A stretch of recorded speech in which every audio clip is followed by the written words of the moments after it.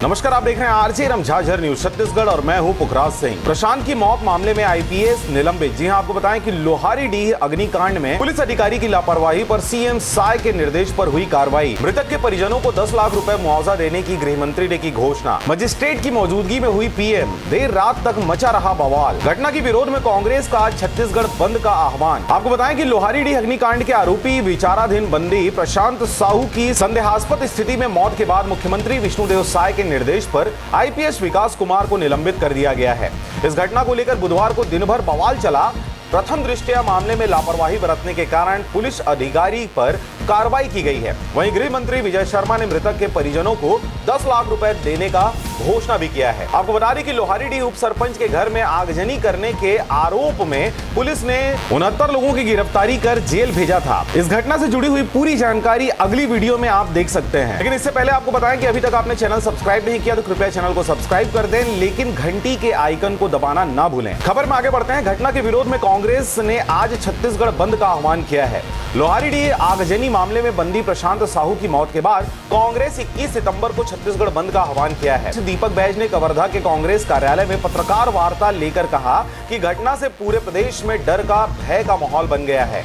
पूर्व मुख्यमंत्री भूपेश बघेल ने कहा कि वीडियो में साफ नजर आ रहा है कि कैसे एसपी सामने खड़े होकर एक छोटी लड़की की अपने जवानों से बेरहमी से पिटाई करा रहे हैं। इस दौरान आपको बताएं कि भूपेश बघेल ने एक्स पर ट्वीट करते हुए यह बात कही है कि गृह मंत्री के गृह जिले कवर्धा में पुलिस के कारनामे खत्म होने के नाम नहीं ले रहे हैं। खबर आई है कि पुलिस की पिटाई से हिरासत में एक व्यक्ति की मौत हो गई है। विडंबना है कि उनकी गृह मंत्री विजय शर्मा जी से निकटता भी बताई जा रही है। इस युवक के 2 भाई और माता जी भी हिरासत में है। प्रशासन के निकम्मेपन की वजह से छत्तीसगढ़ में लगातार ऐसी घटनाएं हो रही हैं। बलौदाबाजार प्रकरण में पुलिस ने गलत आरोपियों को पकड़ा। समाज ने भी आवेदन दिया और सीबीआई जांच की मांग की, लेकिन सरकार ने समाज की मांग नहीं मानी और फिर आक्रोश फूटा, जिसके परिणाम स्वरूप कलेक्टर और एसपी कार्यालय को आग के हवाले कर दिया गया। इस सरकार में लोगों को न्याय नहीं मिल रहा है। वे कानून को हाथ में ले रहे हैं। ये सरकार की तानाशाही नहीं तो और क्या है। ये कवर्धा की पुलिस है और ये टोपी वाले उस पुलिस टीम के रील्स पसंद कप्तान पल्लव अभिषेक हैं।